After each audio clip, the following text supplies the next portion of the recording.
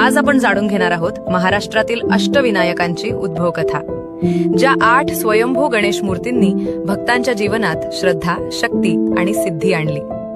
पुराणांनुसार भगवान श्री गणेश हे प्रत्येक युगात वेगवेगळ्या कारणांसाठी प्रकट झाले आणि त्या प्रत्येक अवताराची स्मृती म्हणून आज अष्टविनायकांची स्थाने ओळखली जातात। मोरेश्वर, मोरगाव।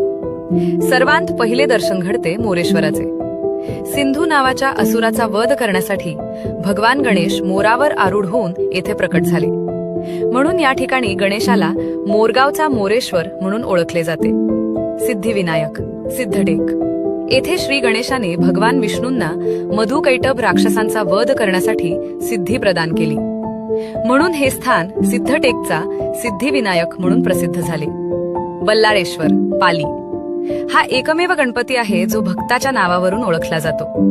बालभक्त बल्लाळ याच्या अढळ भक्तीने प्रसन्न होऊन गणेशाने येथे कायमस्वरूपी वास्तव्य करण्याचे वचन दिले। वरदविनायक, महड।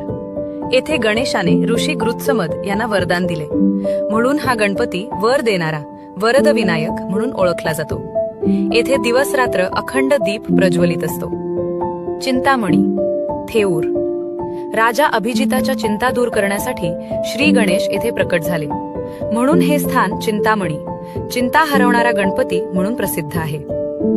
गिरिजात्मज, लेणाद्री। पार्वती मातेने कठोर तप करून गणेशाला पुत्र रूपात प्राप्त केले, म्हणून यांना गिरिजात्मज असे म्हणतात। हे एकमेव अष्टविनायक मंदिर आहे जे डोंगरातील लेणीत आहे। विघ्नेश्वर, ओझर। विघ्नासूर नावाच्या असुराचा नाश करून गणेशाने स्वतःला विघ्नांचा नाश करणारा म्हणून स्थापित केले, म्हणून येथे ते विघ्नेश्वर म्हणून पूजिले जातात। महागणपती, रांजणगाव। शेवटचे पण अत्यंत शक्तिशाली स्थान म्हणजे रांजणगावचा महागणपती। येथे श्री गणेशाने तारकासुराचा वध करण्यासाठी अष्टसिद्धी प्राप्त केल्या। हा गणपती अत्यंत जागृत मानला जातो। अष्टविनायक म्हणजे केवळ 8 मंदिरे नाहीत, तर श्रद्धा, भक्ती आणि आत्मविश्वासाचा आध्यात्मिक प्रवास आहे। जो भक्त श्रद्धेने अष्टविनायक दर्शन करतो त्याचे सर्व विघ्न दूर होतात आणि जीवनात सुख, समृद्धी व शांती नांदते।